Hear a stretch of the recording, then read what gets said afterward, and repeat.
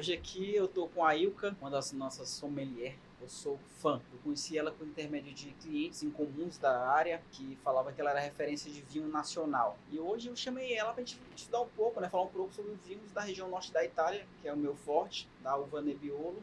Trouxe um rótulo específico de lá. E ela vai me falar um pouco das nuances do vinho que ela vai encontrar em taça. Primeiro, agradecer pelo convite, né, por esse trabalho desenvolvido.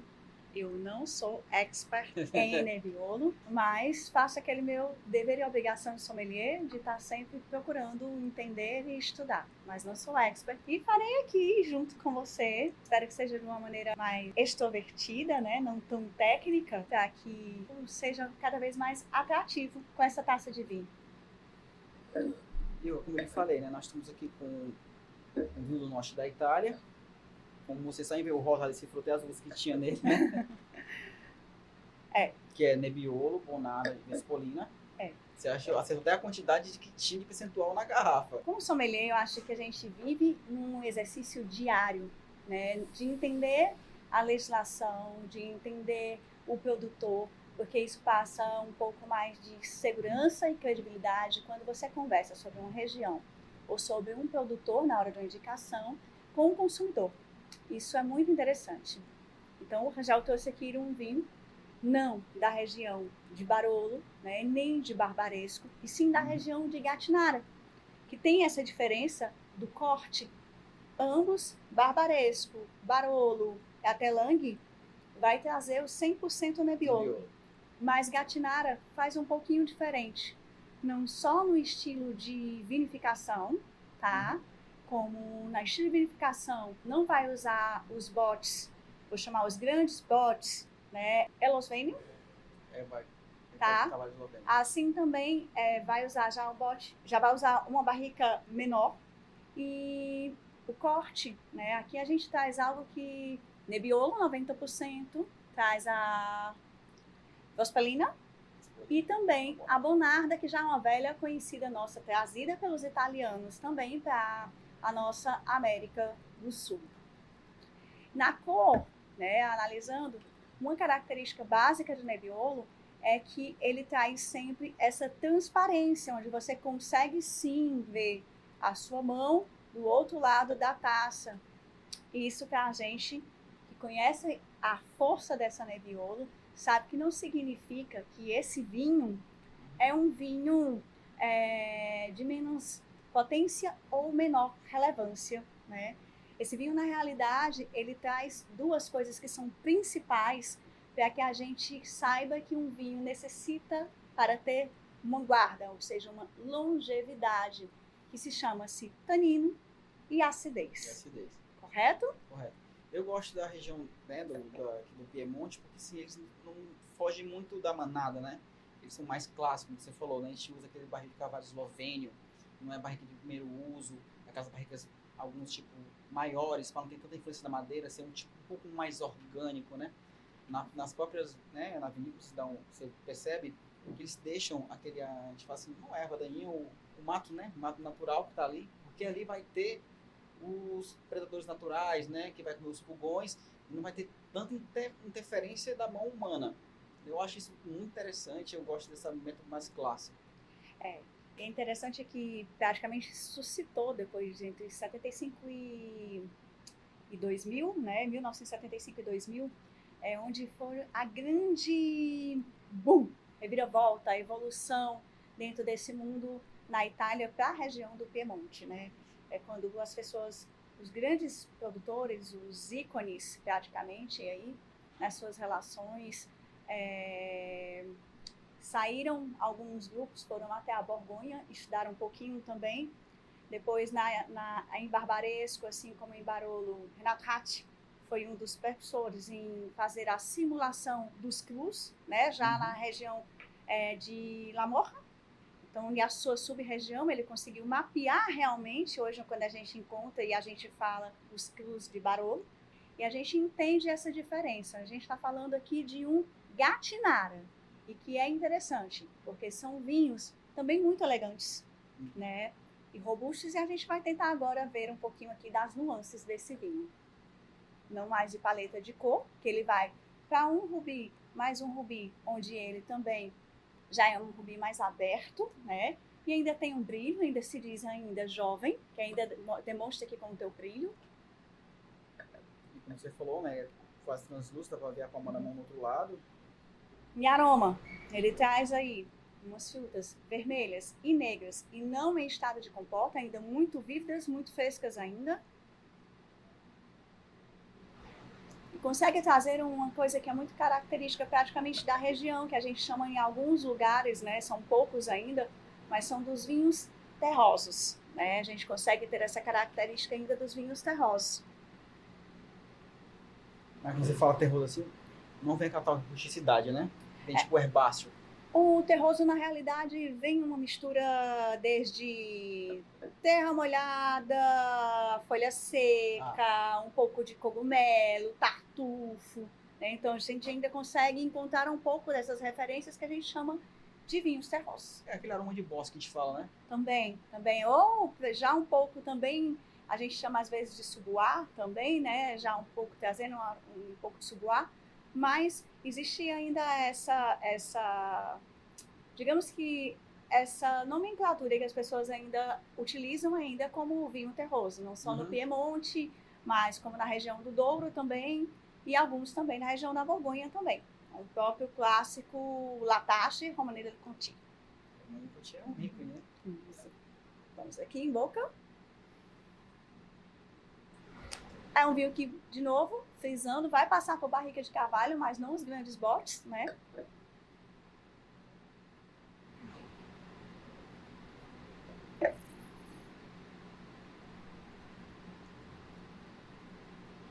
E é interessante, as duas marcas dele primeiro, o vinho é seco. O tanino agarra praticamente na parte central da língua, onde você percebe que é o primeiro lugar onde vai secar totalmente. E o quanto que a gente vai salivando, né? Isso. Ou seja, é um vinho com uma ótima acidez. Normalmente nas escalas, a Nebbiolo é uma que consegue atingir a parte mais tânica do vinho, né? Às vezes a escala vai para 4, 5, de 5 pontos. Verdade. Ela consegue fazer isso, mas ela ainda está... O que a diferença entre os somente Barolos e Barbarescos e Langes é que os 10%zinho, ele consegue fazer essa diferença, que dá uma maciada, uma quebrada um pouco mais esse tanino e consegue fazer com que esse vinho desça também com mais elegância. Mas você acha que nesse vinho aqui o que quebra, né, o tanino da Nebbiolo seria a Bonarda? Muito provável sim a Bonarda. A Bonarda ela vai não ter essa... não tão quanto rica quanto tanino, quanto a Nebbiolo, né? Já vai ser menor a sua quantidade tânica e ela já vai conseguir ser um vinho um pouquinho mais veludo. Se você perceber a Bonarda 100% como varietal, você vê quanto que ela é mais fácil de tomar, quanto que ela é mais macia. Ela tem peso, mas ela também é mais macia. Você vê assim em boca, né? Ele tem, no meu paladar, ele fica persistente, ele fica mais tempo. Exato. O retrogosto dele é algo que consegue se manter ainda, permanecer bastante, né?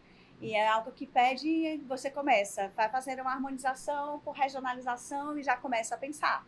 Eu vou começar, então, já que a gente falou em vinhos, com características de vinho terrosos, eu posso começar não só com o típico risoto, né? Mas eu posso utilizar também os cogumelos para fazer também um prato de proteína vermelha, né? Uma carne que tenha um pouco mais de gordura, para que essa acidez quebre e que juntamente com a saliva o tanino se junte, né? Para quebrar essa proteína e consiga ser cada vez mais agradável, né?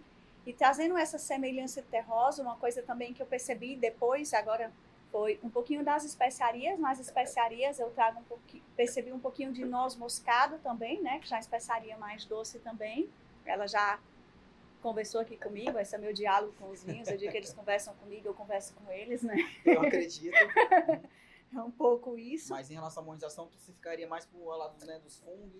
O fungo, a proteína também, né? Um bom bife pode ser até mesmo de um filé, mas não tem tanta gordura. Eu preferia uma carne que tivesse um pouco mais de gordura. E trazendo para algo que é muito clássico também, mas se você entender, a gente tem o pato. O pato é uma carne intensa. Então, se eu fizer o pato com dentro desse molho, eu tiver laranja também, sim, a Nebbiolo vai conseguir harmonizar também com Assim, ele. quando eu tomo Nebbiolo, me vem logo na minha mente aquele ragu com polenta. Perfeito. Ragu com polenta, porque assim, como você falou, né? Precisa de uma proteína que tenha a gordura. Isso. E tem a guarnição que vai ser a polenta, que é a cremosa, típica italiana. Que eu acho que em boca ele vai, tipo... É um casamento perfeito. Um segura o outro. Isso. Quando a gente fala de cogumelo, aqui para mim, mais fácil ainda de você se comunicar e dizer assim, mas que tipo de cogumelo? É tão vasto falar de cogumelo como se fala de vinho. Eu sugiro aqui que seria um cogumelo porcini. Boa. Tá? Porque ele teria mais intensidade, né, de sabores ali, então conseguiria acompanhar esse vinho melhor. E como você falou de harmonização, mera coincidência, eu tenho aqui na minha carta do Labella Italia, no menu, eu tenho um risoto de figo porcini, né, para quem gosta mais de grão, e também estou com a massa grão duro, o porcini gratinado, que é rico, ultimamente facinho de gordura, né, que ele é feito com grana padã, a mussarela de búfala e polvilhado com fungo porcini. Eu acho que com esse vinho aqui, vai ficar perfeito. Que faz parte da minha carta, é tipo assim, é uma versão, é o Romeu e Julieta dos dois, vamos dizer assim. Exatamente.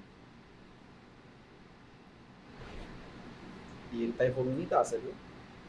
Que é interessante demais a gente entender, e às vezes a gente conversa tanto nesse mundo do vinho, algumas pessoas acham um pouco técnico, o que é evoluir em taça, o que é o vinho respirar, mas é que ele é uma bebida à base de álcool e é volátil, então ele precisa entrar em contato com o oxigênio mais tempo para que ele realmente demonstre um pouco da sua personalidade.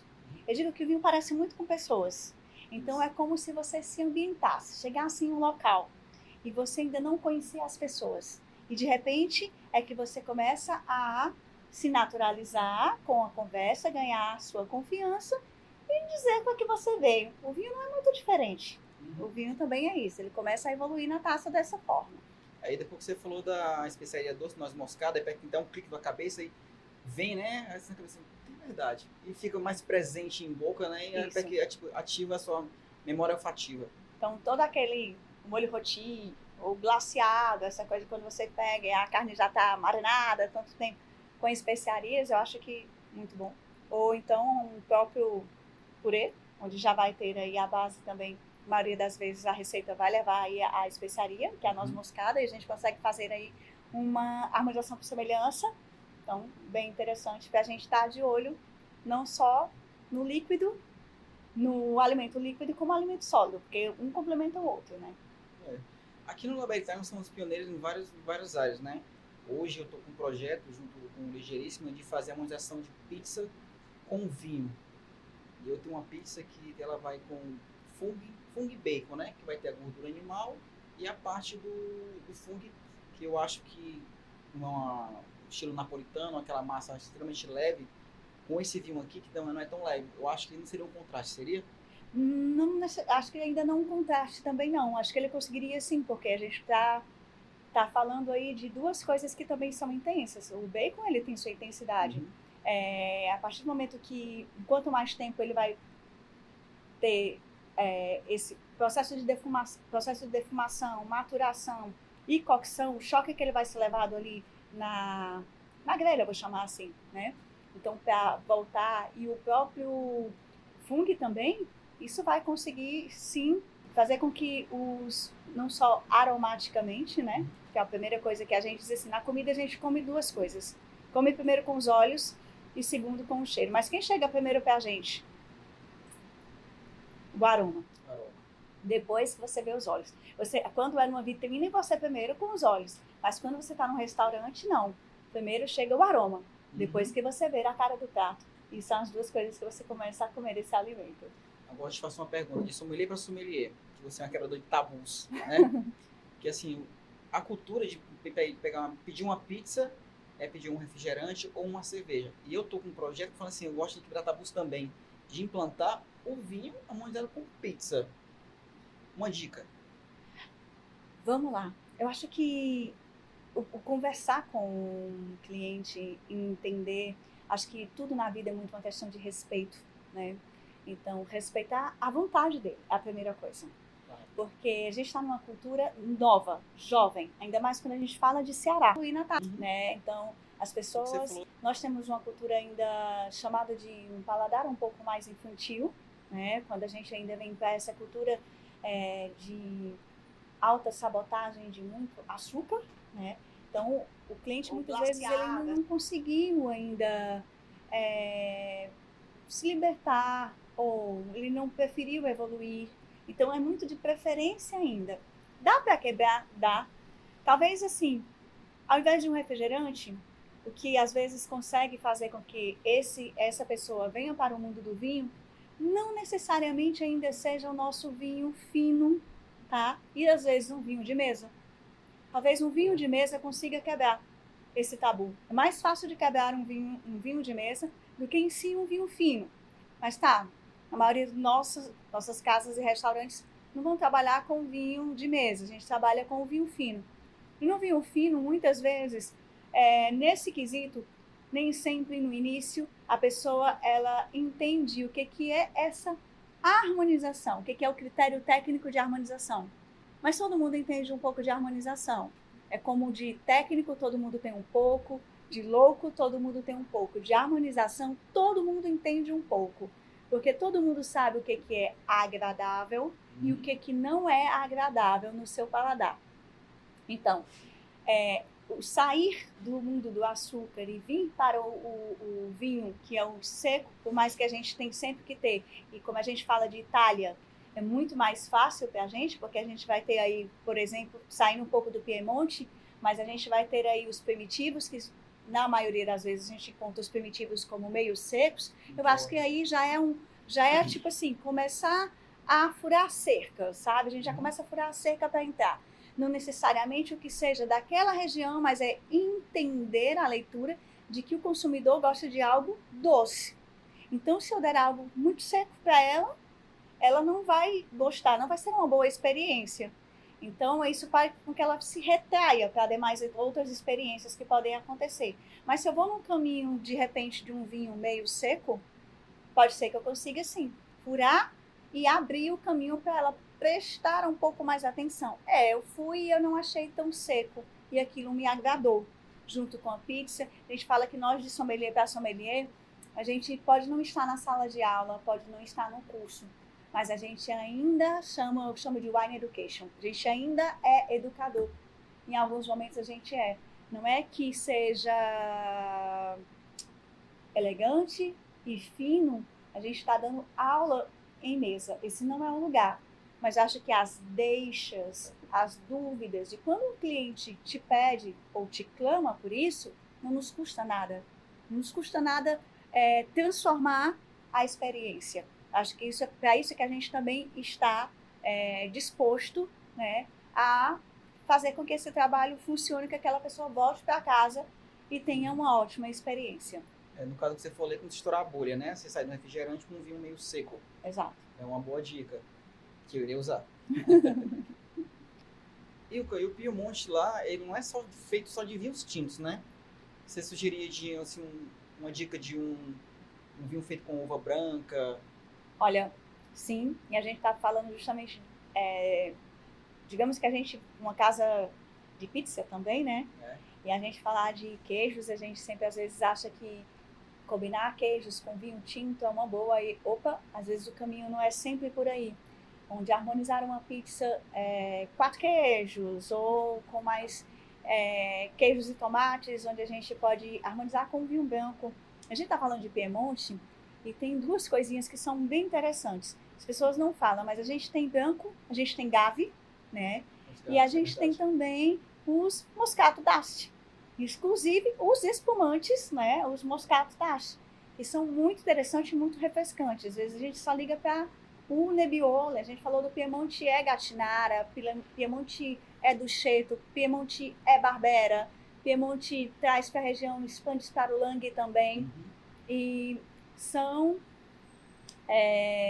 mais comunas, né? Que a gente vai entendendo que não só falar de Barolo, né? Não só falar do Rei dos Vinhos ou Vinho dos Reis, né?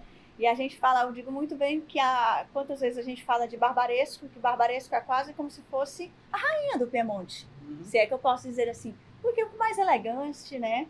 A gente fala de potência em um, elegância em outro, e eu acho que o Piemonte, ele não é só para quem tem apenas, se gosta apenas de Nebbiolo. Se você diz assim, mas não é a minha favorita. Tudo bem, é uma pena a gente respeita, sem problema, mas tem uma variedade. Tem variedade de brancos e uma variedade de tintas. Agora eu te perguntaria assim, tipo, eu vi aqui, falou muito da Nebbiolo, eu não tenho um paladar específico para Nebbiolo, para mim começar a base de tudo lá, assim, quer Piemonte, uma uva mais tranquila. Eu acho que dá para começar com Lang. Lang, eu acho que trago o pé Lang ou trago o pé do Cheito. Eu digo, se for para Nebbiolo, a gente pode começar com Lang, até porque é um vinho com um custo mais acessível, tá? E depois a gente diz assim, não, mas eu quero... Então uma do Cheito. Vamos trazendo... Mas é do Cheito, mas não é doce. É do Cheito, mas não é doce. No caso, do Cheito é a uva. Ah, do Cheito é a uva, não é o vinho que seja doce. Do Cheito é a uva, então é importante também. Quero começar, dá para começar pelo do Cheito também. Porque assim, cria aquela bagunça na cabeça do consumidor, tipo, eu tenho um do tipo d'Alba, de arte, fica com a melhor. Eu falo assim, vai de perfil para perfil, mas começa pelo básico. Eu iria para a Alba. Né? O básico. O bacana seria Alba. Assim, o mundo do vinho ele é tão amplo que a gente não deve ficar tipo, engessado naquele, né? Vai naquele que o sommelier indica. Prova, vamos fazer São particularidades, né? Eu já dizer que é Alba, pode ser algo muito peculiar do meu gosto.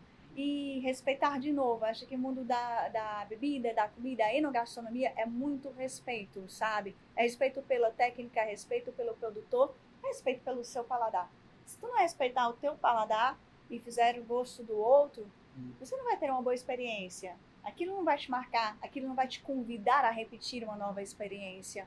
Então, assim, acho que partindo desse pressuposto, tá sempre não engessado, né? Não está engessado sempre o gosto por apenas algo do tipo. Acho que no mundo do vinho, para você percorrer um pouco e aproveitar da melhor maneira, você não vir com tantos tabus, com tantas amarras. Se permite experimentar, se permite evidenciar, se permite se acostumar, porque só vai conseguir ter um leque aí de vivências, como a gente chama de litragem ou de taças, quando a gente se permite dar um ponto de vista, como a gente está aqui perguntando um para o outro, se a gente não tivesse tido a vontade de experienciar, né, cada uma dessas castas, falando da mesma região, a gente não teria como formular essa conversa. Né? Acho que a base primeiro esteja livre, quebre o seu primeiro tabu. Se permita. Para você falar, é tudo, né? Se permita, porque assim, a nossa cultura, né, de vinho vai para aqueles os clássicos, né? Tem Malbec, Cabernet, Merlot. Aí você fala uma uva assim, não, região Nebbiolo, que região é? Eu falo assim, ó, região norte, mas vamos começar por baixo. Não adianta eu já ir pro topo da pirâmide, porque assim, para quem não teve, né, degrau por degrau, eu acho assim, amargo, Rangel. Eu falei assim, vamos. Eu vou falar uma coisa, sabe? Já que todo mundo sabe que eu tenho... Entre as bandeiras, eu acho que cada um tem suas nacionalidades também. A gente está falando de Itália e eu falo um pouquinho também do Brasil. E por que não? Já que a gente fala do Rio Grande do Sul, Santa Catarina, que foi a grande intervenção que nós tivemos, ou seja, essa cultura que a gente tem hoje do vinho, também veio dos italianos, que vieram para cá construir aqui, e muitos italianos do Piemonte. Né? E para quem não sabe, hoje, a Nebbiolo, não só lá na Itália, mas está sendo muito bem representada e plantada dentro do Brasil, tanto em Santa Catarina como no Rio Grande do Sul, e tendo aí vinhos premiados com uma das vinícolas, a qual eu sempre faço um trabalho de curadoria, brasileira, em que teve a melhor Nebbiolo considerada fora da Itália. Isso é muito bom pra gente, muito bom mesmo. Eu acho que é isso, né? É isso. Vamos brindar? Saúde! Começando um projeto, né, que é o Brinda Essa. Hoje eu tive o privilégio de estar com a minha colega de profissão, a Ilka. Além de colega, eu sou fã. Eu conheci ela por intermédio das redes sociais. E ela, hoje, para mim, falando em particular, é uma referência entre os vinhos nacionais. Como eu falo, ela quebra tabus. Quando eu tenho alguma dúvida em relação ao vinho nacional, é com ela. E esse vai ser um projeto que vai dar sequência. O nosso mercado aqui no Nordeste é muito escasso. na área de sommelier. Ela é a pioneira, a primeira convidada, mas teremos alguns mais. Vou conseguir, se Deus permitir, vai trazer um mestre dos mestres, que é o Marco Ferrari, que hoje, vamos dizer assim, a Ilka é o braço direito dele em alguns cursos de formação de sommelier. Ela está lá e ela agora, atualmente, foi que ganhou, né? Ela é bicampeã do Sabor da Cidade. Como sempre, a Itália foi pioneiro, no caso, eu tirei o primeiro lugar a primeira vez. A Ilka está na sequência, eu não vou mentir, eu votei nela. E para mim é uma grande honra. Obrigada. Tá uma grande honra estar ao lado da Ilka aqui, que ela só, hoje eu tive uma aula. Hoje aqui em off, antes de começar todas as gravações, eu aprendi muita coisa, até umas técnicas de venda que eu vou usar ainda hoje. Para mim é engrandecedor cada momento quando a gente consegue divulgar a cultura do vinho. Mais engrandecedor ainda saber que hoje nós fazemos parte de uma nova cultura de sommelier dentro do estado do Ceará, onde, para mim, unir-se a profissionais que são mais disciplinados, mais estudiosos, né, na realidade. Como o Rangel, para mim, ele é um autodidata, né? Ele passou por todas as suas formações, mas foi de vontade própria buscar o conhecimento. É uma das coisas que eu mais tenho admiração por você, por toda a sua carreira, o seu trabalho que tem explanado. E são as identidades, as semelhanças, onde são pessoas que a gente vai podendo conversar, seja qual for a hora, na madrugada, que profissional do vinho é isso, e de salão, a gente não tem... Difícil vai ser no começo da manhã a gente conversar. Mas na madrugada, né, é algo que a gente consegue estar aí conversando e muitas vezes trocando uma ideia, discutindo um assunto no meio da madrugada, porque o vinho não tem hora para se contemplar ou para se apreciar. Correto? Obrigado. É isso, só agradeço.